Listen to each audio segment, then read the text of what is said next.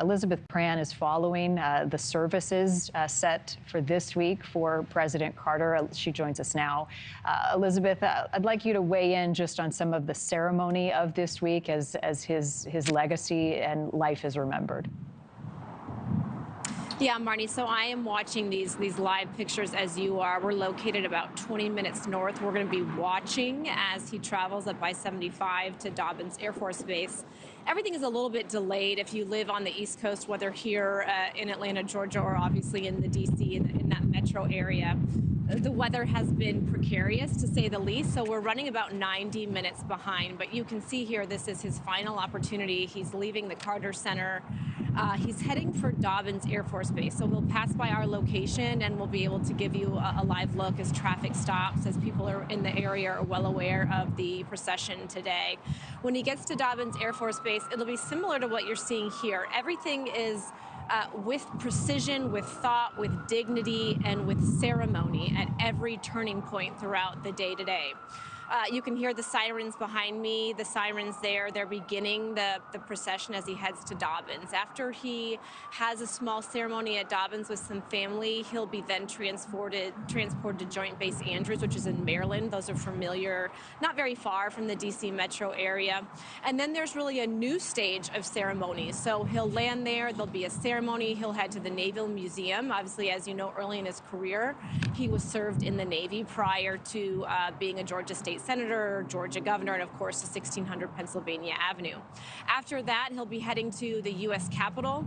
They're thinking it'll be right around 4 p.m. As I mentioned, everything's a little bit fluid, barring the unforeseen and of course travel delays, but at about 90 minutes past the original schedule. But at that point, lawmakers will have an opportunity to pay their respects. So he'll spend some time there. We'll hear a eulogy from the Vice President, Kamala Harris. She'll be there with her spouse and other dignitaries. And then the public will be allowed to pay their respects.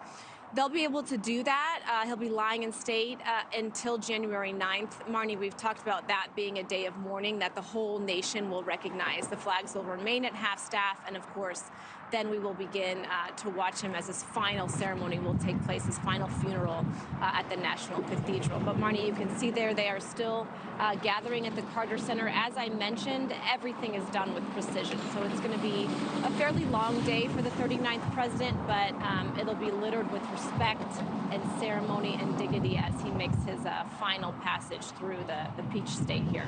Marni? Again, that national funeral, we'll be carrying that here on NewsNation on Thursday. Elizabeth, what more do we know about his final resting place in Plains? Yeah, so Thursday's going to be a big day, right? It's going to be hugely emotional. The ceremony will take place at the National Cathedral in D.C. We have been told that President Biden will be delivering the eulogy. We haven't seen a day of mourning since 2018 when we saw the passing of George H.W. Bush. And just for folks at home, if you're not in the D.C. area, it'll certainly still affect you, right? Because government offices and executive buildings, for the most part, will be closed unless it's necessary for them to stay open. So that includes even the majority of national parks. The ceremony will be very personable. We expect to see all living presidents there. We have in the past. We've been told by President-elect Trump that he will be on scene there as well at 10 a.m. Eastern. And then he begins his final journey back here to the Peach State. It does become a little bit more intimate as the day goes on. When he does arrive at a base near Plains, Georgia, remember that's just about 3.5, 4 hours from where we are located, there will be an opportunity for those maybe who knew him to pay their final respects.